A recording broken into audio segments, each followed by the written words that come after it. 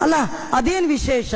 ವಿಶ್ವಾಮಿತ್ರರು ಹೇಳ್ತಾರೆ, ಕರೆದವ್ರ ಮನೆಗೆಲ್ಲ ರಾಮ ಬರಲ್ಲ, ಬಂದು ಯಜ್ಞ ರಕ್ಷಣೆ ಮಾಡೋಲ್ಲ. ವಿಶ್ವಾಮಿತ್ರರು ಕರೆದ್ರೆ ಬರದೇ ಇರೋಲ್ಲ. ವಿಶ್ವಾಮಿತ್ರರು ಕರಿಬೇಕು, ರಾಮ ಹೋಗ್ಬೇಕು. ಇದ್ರಲ್ಲಿ ನಮ್ಗೊಂದು ಕಥೆ ಇದೆ. ಏನ್ ಕತೆ?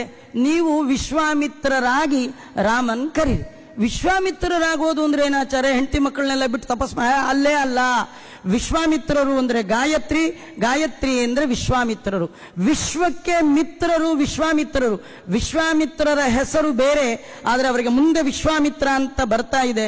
ಗಾದಿರಾಜನ ಮಗ ಶರದ್ವಾನ್ ಅಂತ, ಅವನು ಮುಂದೆ ತಪಸ್ಸು ಮಾಡಿ ಇಂಥ ದೊಡ್ಡ ಒಂದು ಪದವಿಯನ್ನ, ಬ್ರಹ್ಮ ಋಷಿ ಪದವಿಯನ್ನ ಪಡೆದದ್ದು. ಆ ಮುನಿ ಕಂಡ ಮಂತ್ರ ಇದು ನೋಡಿ. ಜನಗಣ ಮನ ನ್ಯಾಷನಲ್ ಆಂಥಮ್, ರಾಷ್ಟ್ರಗೀತೆ ಅಂತಾರೆ ಅಲ್ವಾ? ಹಾಗೆ ಗಾಯತ್ರಿ ವಿಶ್ವಗೀತೆ. ಅದಕ್ಕೆ ಅದನ್ನು ಕೊಟ್ಟವರು ವಿಶ್ವಕ್ಕೆ ಮಿತ್ರರು.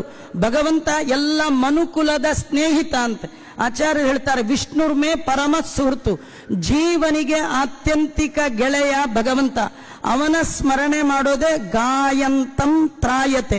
3 ಕಾಲದಲ್ಲಿ ಗಾಯನ ಮಾಡುವ ಮಿತ್ರ ಆ ಭಗವಂತಂದದು. ಅದಕ್ಕೆ ವಿಶ್ವಾಮಿತ್ರ. ವಿಶ್ವಕ್ಕೆ ಮಿತ್ರರಾದರೂ ಈ ಮಂತ್ರವನ್ನ ಕೊಟ್ಟು ವಿಶ್ವಾಮಿತ್ರರು ಅಂತ. ವಿಶ್ವಾಮಿತ್ರ ಗುಣ ಇದ್ದದ್ದಕ್ಕಾಗೆ ರಾಮ ಅವರ ಹಿಂದೆ ಬಂದ. ನಮ್ಮಲ್ಲಿ ಏನು ಗುಣವೇ ಇಲ್ಲ ರೀ. ಏನು ಗುಣ ಅಂದ್ರೆ ನಾವು ಯಾರಿಗೂ ಮಿತ್ರರಲ್ಲ. ನಮ್ಮನ್ ಕಂಡ್ರೆ ಯಾರಿಗೂ ಆಗಲ್ಲ, ನಮಗೂ ಯಾರನ್ನ ಕಂಡ್ರೂ ಆಗಲ್ಲ. ಗಂಡನ ಕಂಡ್ರೆ ಹೆಂಡತಿಗಾಗಲ್ಲ, ಹೆಂಡತಿನ ಕಂಡ್ರೆ ಗಂಡಂಗಾಗಲ್ಲ, ಗಂಡ ಹೆಂಡತಿಗೆ ಮಕ್ಳು ಕಂಡ್ರಾಗಲ್ಲ, ಮಕ್ಳಿಗೆ ಅಪ್ಪನ ಕಂಡ್ರಾಗಲ್ಲ, ಹಿಂದಿನ ಮನೆ ಮುಂದಿನವ್ರು ಕಂಡ್ರಾಗಲ್ಲ, ಗುರುಗಳಿಗೆ ಶಿಷ್ಯರಾಗಲ್ಲ, ಶಿಷ್ಯರು ಗುರುಗಳು. ಯಾರಿಗೆ ಯಾರಾಗತ್ತೆ?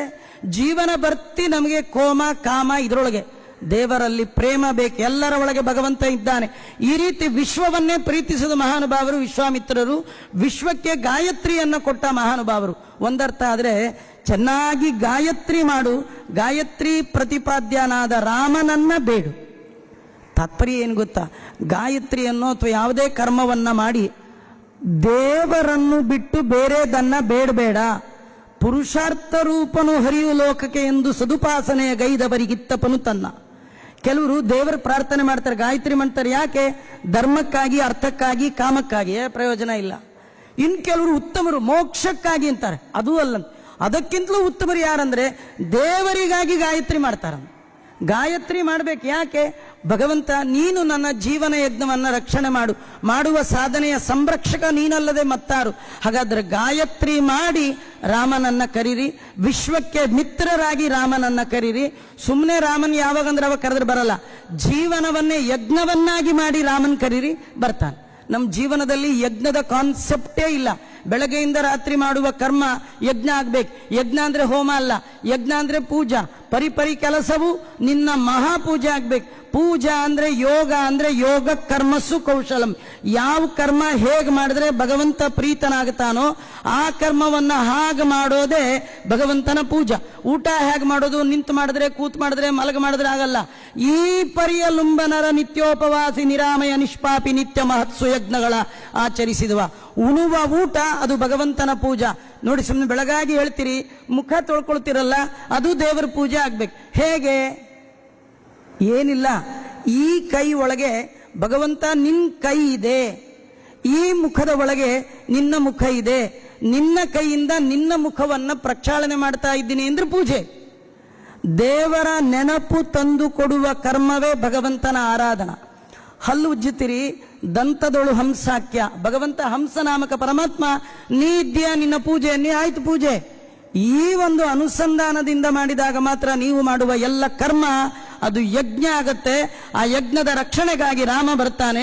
ವಿಶ್ವಾಮಿತ್ರರಾಗಿ ಯಜ್ಞವನ್ನ ಮಾಡ್ತಾ ರಾಮನನ್ನ ಕರೆದದ್ದೇ ಆದರೆ ಎಷ್ಟು ಪ್ರತಿಬಂಧಕಗಳಿದ್ರು ರಾಮ ಅವನ್ನೆಲ್ಲ ದೂಡಿ ತಾನು ಬರ್ತಾನೆ. ಹಿಂದಿಂದೆ ಬರ್ತಾನಂತೆ ರಾಮ. ನೀವು ಯಜ್ಞವನ್ನ ಮಾಡ್ತೀರಿ ಅಂತ ಗೊತ್ತಾಗ್ಬಿಟ್ರೆ ಸಾಕು, ಒಡಲ ನೆರಳಂದದಲ್ಲಿ ಎಮ್ಮೊಡನೆ ತಿರುಗುವನು. ನೀವು ದೇವರನ್ನ ಪ್ರಾರ್ಥನೆ ಮಾಡಿ ಮುಂದೆ ಹೋಗ್ತಾ ಇರಿ.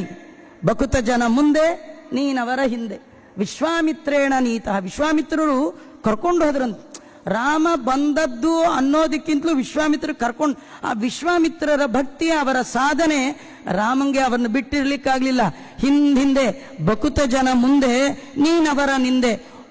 ಹುಟ್ಟು ಹರಿಗೋಲು ಮುಂದಲ್ಲದೆ ಹುಟ್ಟುತ್ತಾ ಮುಂದೇನು ಅಂತಾರೆ ದಾಸರಾಯರು. ಹರಿಗೋಲು ಮುಂದು ದಾಟಿಸುವ ಕೋಲು ಅದು ನೀನು.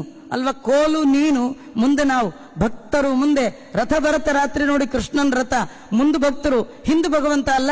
ಯಾರು ಹಿಂದಿನ ತಳ್ಕೊಂಡು ಹೋಗ್ತಾರ, ಮುಂದಿಂದ ಹೇಳ್ಕೊಂಡು ಭಕ್ತರ ಮುಂದೆ ನಾನು ಹಿಂದೆ ಭಗವಂತ ಅಂತ. ನಾನು ಯಾಕೆ ಹಿಂದೆ ಅಂದ್ರೆ, ನನ್ನನ್ನು ನೋಡೋ ಬರದಲ್ಲಿ, ಸಾಧನ ಮಾಡುವ ಅರ್ಜೆಂಟಲ್ಲಿ ನೀವೆಲ್ಲರೂ ಎಡವು ಗೆಡವು ಬಿದ್ರಿ ಏನ್ ಮಾಡೋದಪ್ಪ, ಅದಕ್ಕೆ ನಾನು ಹಿಂದೆ ಇರ್ತೀನಿ. ನೀವು ಎಲ್ಲಿಯೂ ಎಡವು ಬೀಳಬಾರ್ದು, ಹಾಗೆ ನೋಡ್ಲಿಕ್ಕೆ ನಾನು ನಿಮ್ಮ ಹಿಂದಿಂದ ಇರ್ತೀನಿ ಅಂತ ಭಗವಂತ ನಮ್ಮ ಹಿಂದೆ ಬರ್ತಾನಂತೆ.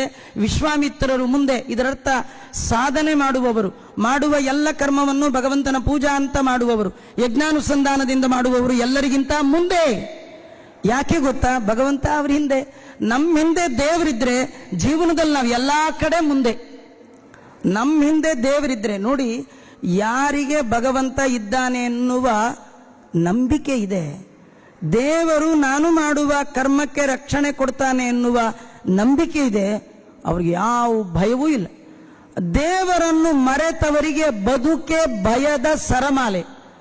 ಏನಾಗುತ್ತೋ ಏನೋ ಭಯ ಭಯ ಭಯ ಅಲ್ವಾ.